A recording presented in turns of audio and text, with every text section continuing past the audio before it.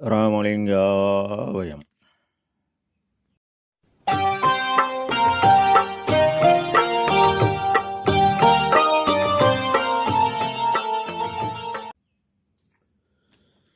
அருட்பெரும் ஜோதி அருட்பெரும் ஜோதி தனிப்பெரும் கருணை அருட்பெரும் ஜோதி எல்லா உயிர்களும் இன்புற்று வாழ்க, வள்ளல் மலரடி வாழ்க வாழ்க. திருச்சிற்றம்பலம். அருட்பெருஞ்சோதி ஆண்டவரின் பரிபூர்ண அருளை பெற்ற அருட்பிரகாசம் பெருமானின் திருவருளை மனமொழிமையால் போற்றி பணிகின்றேன் தயவுடன். நாம் செய்த செயலின் நுழைவாக இன்ப துன்ப அனுபவங்கள் யாவும் வந்து கொண்டே உள்ளது. அவ்வாறு வருகின்ற துன்பம் யாவும் பொறுத்து எல்லா உயிரும் இன்பமாக வாழ எண்ணி நாம் செயல்பட்டாலே நமக்கு ஆன்ம லாபம் கூடும்.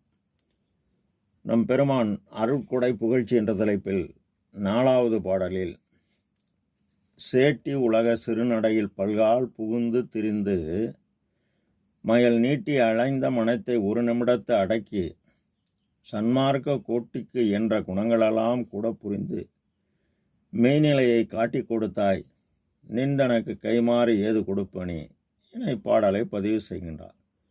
சேட்டை என்பது சிறு செயல் புரிவது. அப்போ பெரிய செயல் உள்ளது. உலக சிறுநடை, ஓவாது உண்டு படுத்து உறங்கி விழித்து கதை பேசி உடம்பு நோவாது உளமடக்காது வெந்ததை தின்று விதி வந்தால் இறப்பது, இறந்து மறுபடி பிறப்பது. இதைத்தான் 2000 ஆண்டுகளுக்கு முன் திருவள்ளுவ தேவர் பிறவி பெருங்கடல் நீந்துவார் நீந்தார் இறைவனடி சேராதார் என்றார். அதை பற்றிலாம் கவலைப்படாது அறிவு விளங்கிடப்பட்ட நாய் போல் திரிந்து அறிவுள்ள நான் மயல் நீட்டி அலைந்த மனத்தை, மனம் என்பது காற்றின் இயக்கம், அறிவு என்பது ஒளியின் இயக்கம். காற்றின் இயக்கமாகிய மனதை எண்ணுவது, நினைப்பது, செயல்படுவது யாவும் உலகில் சார்ந்து என்றும் அழியக்கூடிய மண் பெண் பொன் மீது மயக்கம் கொண்டு கோடி கோடியாய் சேர்த்து நாய்பற்ற தென்னம்பழம் போல் பொய்ப்பொருளை வைத்து கொண்டு கட்டோடே கணத்தோடே வாழ்கின்றோம் என்பீர். இதையும் கடந்து பொய்ப்பொருளை மெய்ப்பொருளாக்கி வையத்துள் வாழ்வாங்கு வாழ்வார், வானுரையும் தெய்வத்துள் வைக்கப்படும் என்பார் தேவார் அன்று. மனம் வெல்வது என்பது உனக்கு உலகிலில் எந்தையும் தேவையும் இல்லையா? மனம் அடங்கும் இல்லையா? உளம் எனது வசம் நின்றது இல்லை. எண்ணம் என்பது 80 கோடி. அது நினைக்கும் தொழிலை நிமிடமும் மறக்கவில்லை. ஒரு நிமிடத்தை அடக்கி புறத்தில் பிற உயிரின் துன்பம் கண்டபோதாயினும் அறிந்த போதாயினும் கேட்ட போதாயினும் தான் அறமிராத உழைத்து தேடிய பொய்ப்பொருளை தன் குடும்பை தேவை போக மீதமுள்ள பொருளை தன் தரத்துக்கு தக்கவாறு காலம் உள்ளவரை தினசரி தடைபடாது கொள்கையாக கொண்டு நீ பரோபகார செயல் செய்ய செய்ய மனம் அடங்கும். இப்போ ஞானம் என்றால் அறிவு, ஒளி, தெளிவு.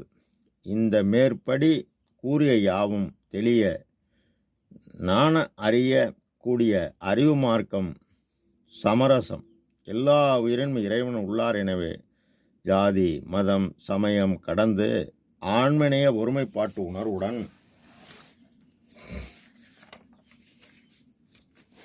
சுத்த எவ்வித தீங்கும் இல்லாத சன்மார்க்கம் அறிவு வழிபாடாக்கி தன்னுள் உள்ள தலைவனை தான் ஆண்மறிவு கொண்டே தலைவனை காணுதல் களத்தல்.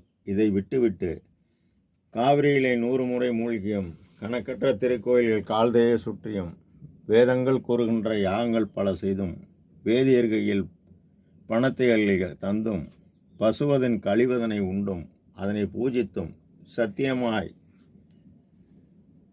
சத்தியமாய் தயவிலார் நிச்சயமாய் அருளை அடைய மாட்டார் என்பார் நம் பெருமான். மேலும் பன்னெறி சமயங்கள் மதங்கள் என்னும் பவநெறி இதுவரை பரவியதனால் செந்நெறி அழிந்தனர். இறந்து உலகோர் செறியிலிருந்து அடைந்தனர். இந்த நிலைப்பாட்டிலிருந்து உலகமால் முக்கிய கண்ணோடைய கருத்தோடைய கருத்தனை கருத ஆதலின் இனி புன்னெறி தவிர்த்து ஒரு பொதுநெறி எனும் வான் புத்தமுத அருள்கின்ற சுத்த சன்மார்க்க சன்னெறி தடுத்துக என்ற என் அரசே தனி நடராஜ என் சர்க்குரு மணியே என்கின்றார்.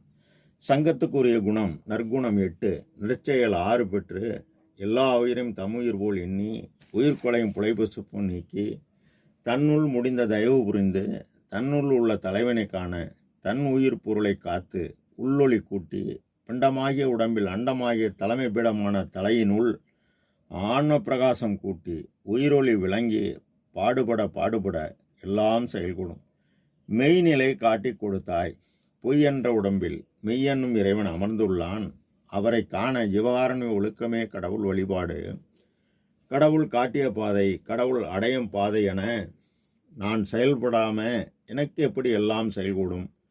ஒரு ஜீவன் மற்றொரு ஜீவனுக்கு உதவுவது தயவு, இரக்கம், கருணை. என்னுள் உள்ள இறைவனை நான் என் புருவமத்தியில் அன்பு வைத்து அவரை அடைவது இந்த அன்பு.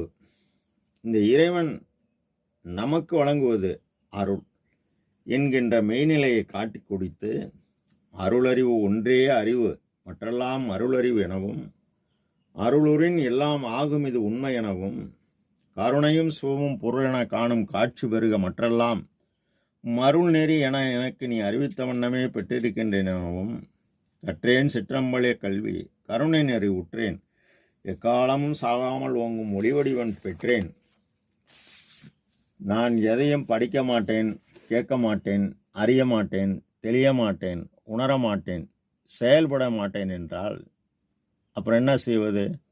ஊரை கூட்டி ஒலிக்கு அழுது பெயரை நீக்கி பிணமனம் பெயரிட்டு கூற்றுவன் காட்டில் கொண்டு போய் குட்டிட்டு அல்லது புதைத்திட்டு நீரில் முளை நிலைவு இழந்து விடுவார். எனவே வாழை மரம் போல் தென்னை போல் வாழாது எல்லையில் பிறப்பனும் இருங்கடல் கடக்க நம் பெருமான் துறையுது வலியுது துணிவுது நீ செய்யும் முறையுது என கூறியும் நான் அலட்சியப்படுத்தினால் முதலில் மலச்சிக்கல், அப்புறம் உடம்பில் பலச்சிக்கல் உண்டாகி நோயாகி நோய் பிணியாகி அதே எண்ணி எண்ணி மனம் வாடி நரை திரை மூப்பு மரணபயம் மாரணம் நிகழும். இது யாவும் நீக்கி என்னை பேரின்ப சித்தி பெருவாழ்வாகிய மரணமிழா பெருவாழ் வாழ செய்த பெருஞ்சோதி பெருங்கருணை பெருமானே, உனக்கு நான் யாது கைமாது செய்ய வல்லேன் என ஆச்சரியப்படுகிறார் நம் ஐயா ராமலிங்க ஆபயம். திருச்சிற்றம்பலம்.